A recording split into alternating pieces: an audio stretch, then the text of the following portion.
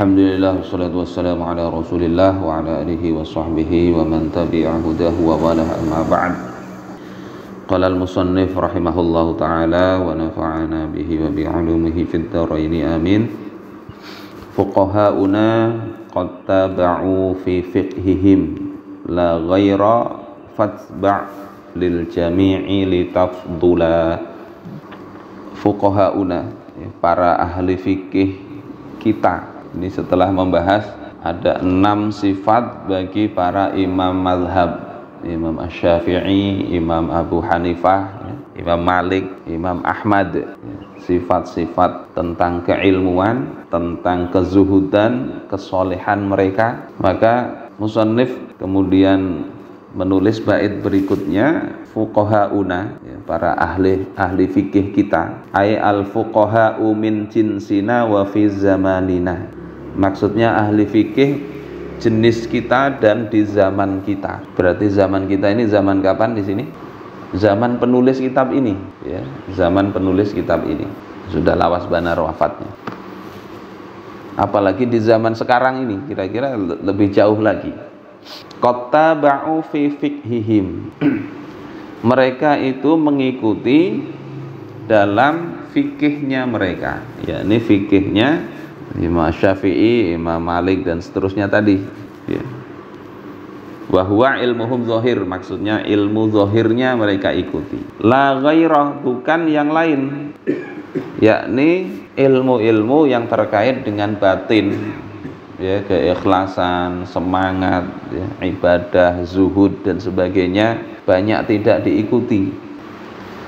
Fatba' lil jami'i litafdula, maka ikutilah keseluruhan, maksudnya li jami'i sifatihim, keseluruhan sifat para ahli fikih tersebut, yang 4 itu yang dicontohkan di kitab ini, 4 itu. Litafdula, agar engkau itu menjadi orang yang punya keutamaan, yakni litahsulalakal fadilah al-uzma, agar engkau mendapatkan keutamaan yang besar. Ya, li'anna 'uluwad darajati 'indallahi la yakunu bi mujarrati ilmi dhahir. Karena ketinggian derajat di sisi Allah itu tidak hanya sekedar dengan ilmu zahir, yakni ya ilmu fikihnya cukup, tidak sekedar itu, tapi ikuti juga sifat-sifat para ulama tersebut. Yang kemarin sudah kita bahas. Yang paling susah sekarang ini sifat zuhud. Sifat zuhud. Artinya apa? Tidak kemaruk terhadap dunia. Tidak kemaruk. Bahkan mereka menghindar kalau perkara duniawi itu bisa menyebabkan rusaknya agama mereka. Di sini diceritakan dari Ar-Rabi' bin Asim. Ar-Rabi' bin Asim, dia mengatakan arsalani Yazid ibnu Umar ibnu Hubairah. Kata Ar-Rabi', Yazid bin Umar bin Hubairah itu mengutusku. Faqadimtu bi Abi Hanifah alaihi, maka aku menjumpai Abu Hanifah. Fa aradahu ayyakuna hakiman ala baitil mali. Fa'aba. Si Ibnu Hubairah ini penguasa, pejabat. Ngutus ini untuk apa? Agar Imam Abu Hanifah ini menjadi pemutus, pejabat Baitul Mal, ngurusi duit negara. Karena apa? Beliau ini dikenal amanah. Akhirnya dipilih ini, suruh jadi pegawai ngurusi keuangan negara, Baitul Mal dalam bahasa Arabnya. Ya, arti segala pos harta itu masuk ke Baitul Mal, banyak pos-posnya, ya, pos pemasukan dari ghanimah, ya, kalau ada peperangan, ada rampasan perang masuk ke Baitul Mal. Ada fai', ya, seperti Bani Nadir, ya, Yahudi di masa Rasul mengkhianati perjanjian oleh Rasulullah Shallallahu Alaihi Wasallam, mereka dikepung, ya, hukumannya mereka diusir dari Madinah, ya. Mereka boleh bawa harta mereka semampunya, onta mereka itu bawa, tapi tinggalkan Madinah.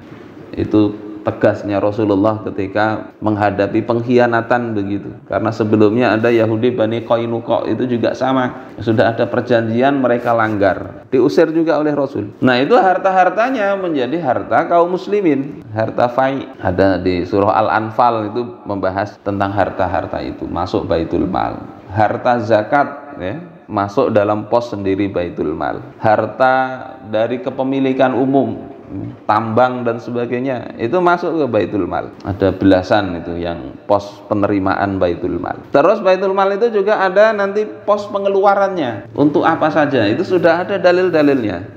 Ada kitab ya, dulu judulnya Al-Kharaj, ada Al-Amwal. Al-Kharaj ini tentang ya, pemasukan dari Baitul Mal, pemasukan negara sesuai dengan hukum Islam. Nah Imam Abu Hanifah mau disuruh ngurusi itu. Kenapa? Karena terkenal amanah, jujur dan amanah. Ini penguasa yang bagus sebetulnya ya. Penguasa yang bagus itu kan mencari orang yang memang jujur, amanah, suruh jadi pejabat, punya kemampuan. Kalau penguasa yang kada bagus kan mencari yang kira-kira kawan dikicipi mata paham.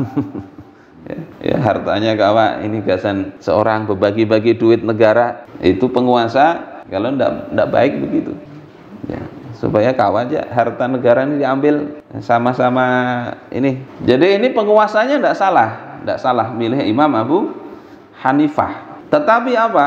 Abu Hanifah ndak mau. Dalam riwayat yang lain di sini dari Hisham Ats-Tsaqafi ya, annahu kana min a'dhamin nasi amanatan. Imam Abu Hanifah ini orang yang paling amanah di kalangan manusia.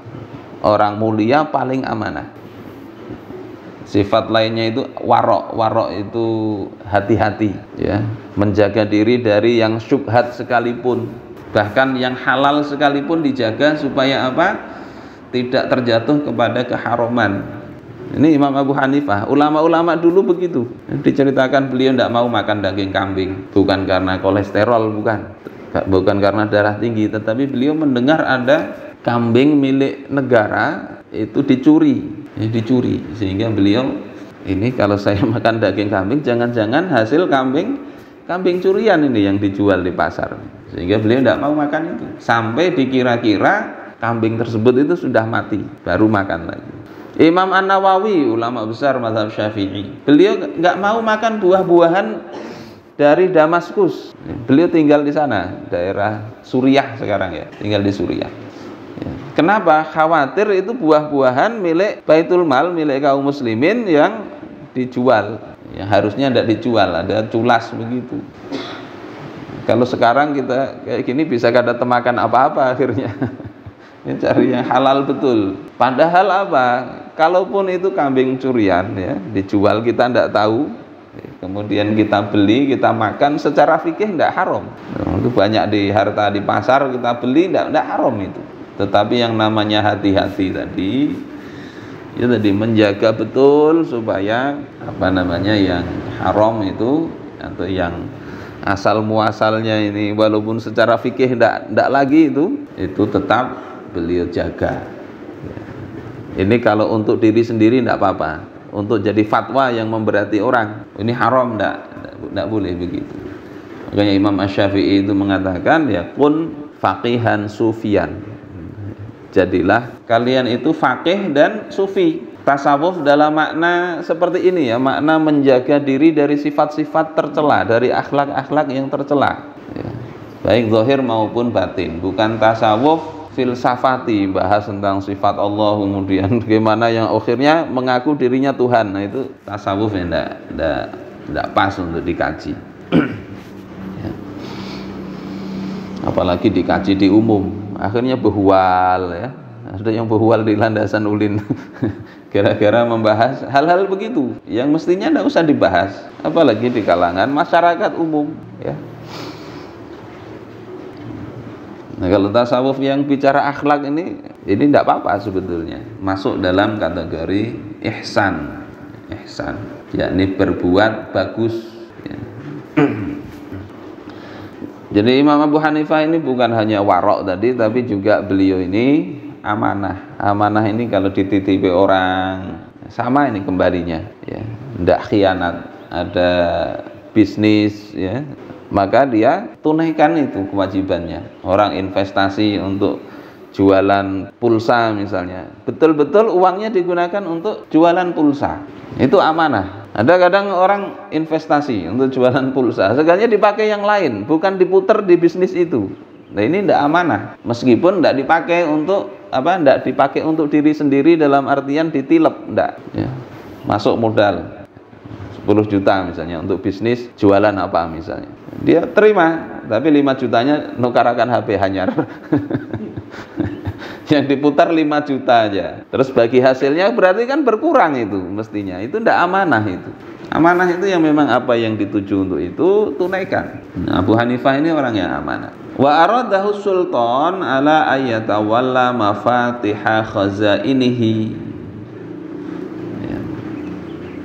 Dan sultan, penguasa, pejabat itu menginginkan agar Abu Hanifah ini yang ngurusi kunci-kunci gudang ya, maksudnya tadi jadi bosnya di urusan Baitul Mal ya. Di riwayat yang lain kan ke Baitul Mal ya. Penentu ini masuk, ini keluar, ini untuk pos ini dan sebagainya, dia yang menentukan ya, meng-ACC kan, keluarkan ini ACC, ini untuk pos ini yang ACC menyetujui. Kalau tidak disetujui tidak bisa. Nah ini perlu orang yang tegas, orang yang amanah. Jadi ingin agar Abu Hanifah begitu, au yudrabu dhahruhu, atau kalau tidak dia akan dipukul punggungnya. Fakhtara adzabahum lahu ala adzabillahi ta'ala. Maka Imam Abu Hanifah memilih, tidak mau aku ya. Dipukul tidak apa-apa, dia milih dipukul itu daripada nanti susah mempertanggungjawabkan itu. Jadi milih dicambuk beliau. Dan beliau ini suatu ketika ya, ini ada Hasan bin Qahtobah. Jadi Al Hasan, bukan Al Hasan cucu Nabi, bukan. Ini diutus oleh raja oleh penguasa untuk memberikan hadiah. Jadi apa? Bi asyratil alafi dirham, 10.000 dirham ya, 10.000 dirham dikasih. 10.000 dirham itu berapa? Banyak. Banyak. Nisab zakat itu 200 dirham. 200 dirham berarti kalau 1.000 itu adalah 5 kali nisab. 10.000 berarti berapa? 5 kali 10, 50 kali nisab zakat ya. Nisab zakat waktu itu 200 dirham setara dengan 20 dinar. 20 dinar itu setara dengan 84,5 gram. 84 gram 20 kali 4,25, 84 gram emas. Jadi banyak benar duitnya waktu itu. Abu Hanifah itu imbah sholat subuh kada bepandir sidin, diem aja, ndak mau nerima. Sudah tahu itu ndak mau nerima. Tetapi utusannya ini meletakkan duit diandak aja, diandak. Kada bepada apa, kada bepada ini, kada bepada itu, diandaknya aja. Kemudian ya namanya diandak, kada dikasihkan, kada di ini, di pojok rumah beliau. Jadi kada diotak-otak oleh Imam Abu Hanifah. Kemudian berpesan Imam Abu Hanifah itu, nanti nak kalau aku wafat itu kembalikan ya, wadah itu kembalikan kepada si Al Hasan ini ya. Maka ketika Abu Hanifah wafat, wadah tadi dikembalikan lengkap dengan uangnya, bukan wadahnya aja. Kalau kita membalikan wadahnya aja atau minta lagi, ini enggak, lengkap dengan uangnya. Kemudian Al Hasan mengatakan, rahmatullahi ala abik, semoga kasih sayang Allah atas bapak engkau. Jadi ini luar biasanya ya, sekelas Imam Abu Hanifah. Begitu juga imam-imam mazhab yang lain ya, itu luar biasa di dalam hal amaliyah ini. Maka kalau mau selamat ya, mau dapat fadilah, jangan cuma sekedar ilmu zahirnya saja, tetapi juga ikuti keseluruhan sifat-sifat ini. Bait berikutnya musannif mengatakan, fata'laman lillahi ilman nafi'a in kunta tatlubu mulka daraini i'tala. Maka ta'laman, belajarlah ya, belajarlah ilmu yang bermanfaat karena Allah. In kunta tatlubu mulka daraini i'tala, jika engkau menginginkan kedudukan yang tinggi di dua negeri, ya, darain dua negeri. Kalau ingin posisi yang tinggi di dua negeri, yakni di dunia dan di akhirat, maka belajarlah ilmu yang bermanfaat. Ta'limuhu lillahi khairu ibadatin wa khilafatin wa warathatin fatawassila. Maka mengajarkan ilmu karena Allah itu adalah sebaik-baik ibadah. Kita sudah bahas di awal itu keutamaan tentang belajar dan mengajarkan ilmu-ilmu syariat itu. Kalau tidak belajar ya ngajar, tapi mestinya dua-duanya itu. Di situ dikatakan ya, ini adalah khairu ibadah, sebaik-baik ibadah, wa khilafatin, dan sebaik-baik peninggalan, wa warasatin, sebaik-baik warisan. Ada Umar bin Abdul Aziz, ini seorang khalifah, seorang kepala negara, pemimpin kaum muslimin, ya, Umar bin Abdul Aziz. Beliau ketika wafat itu sedikit harta ditinggalkan. Ditanya, apa yang engkau wariskan untuk anak-anak engkau kalau hartamu sedikit ini? Kata beliau, aku wariskan kepada mereka ketakwaan kepada Allah. Jika mereka bertakwa, maka Allah yang akan ngurus anak-anak tersebut. Jika mereka tidak bertakwa, maka aku tidak ingin mengasih harta untuk orang yang tidak bertakwa. Nambah mereka membantu maksiat kepada Allah Ta'ala. Ini penting ya untuk orang tua sekarang ini. Anak ini mau diapakan? Ya. Sebaik-baik warisan itu adalah warisan ilmu dan ketakwaan kepada anak-anak. Kalau berilmu, bertakwa, Allah urus itu anak-anak itu.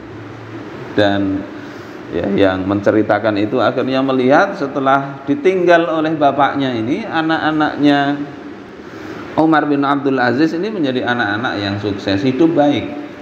Sementara khalifah, kepala negara sebelumnya, itu dikasih harta yang banyak oleh bapaknya dan ternyata jadi miskin. Ya, jadi miskin dibandingkan anak-anaknya khalifah Umar bin Abdul Aziz. Maka kalau ingin kebaikan dunia akhirat, ajari yang baik. Yang jelas itu kalaupun miskin juga miskin yang taat kepada Allah Ta'ala. Di saat sekarang ini banyak kita lihati ya, pendidikan ini jadikan anak-anak jadi ahli maksiat. Kalau dulu data tiap tahun itu ada sekitar 700.000 yang menggugurkan kandungan. Sekarang ini 1,5 juta itu setahun ya, sekitar 1,5 juta remaja berzina, hamil, dan kemudian bayinya itu digugurkan, pengguguran kandungan. Itu baru remajanya itu, yang tua-tua bisa juga. Sholat apalagi. Jadi ini punya anak, punya zuriat, ya, apalagi masih kecil itu dijaga betul-betul. Supaya apa? Kalau sudah besar, sudah lulus SMA, ini kadang ngalih banar. Ditangati ini ngalih banar. Jadi beruntung kalau sampean punya anak itu ahli sholat, rajin ibadah, ya, taat, baik, ya, perilakunya bagus. Itu harta, itu warisan yang baik. Banyak orang-orang kehilangan itu. Sekolahkan tinggi-tinggi sampai ke luar negeri. Yang dulu ada namanya siapa? Reinhard. Malah akhirnya itu mengawini banyak lelaki secara paksa dulu. Pointer, tapi gitu kelakuan. Laki-laki mengawini laki. Entah dihukum berapa tahun tuh di Inggris dulu. Disekolahkan tinggi-tinggi akhirnya mengaku tidak punya agama. Tidak punya agama. Dan itu banyak kasusnya. Istilahnya apa? Agnostik, itu agnostik. Dia percaya Tuhan tapi tidak mau agama. Kalau sudah gitu susah sekali itu dikembalikan, itu susah. Makanya ini belajar ilmu yang bermanfaat, ajari. Ya, mudah-mudahan Allah Subhanahu wa taala jaga kita semua, ya, dzurriyyat kita agar ya mendapatkan kemuliaan dunia dan akhirat yang diridhoi oleh Allah taala.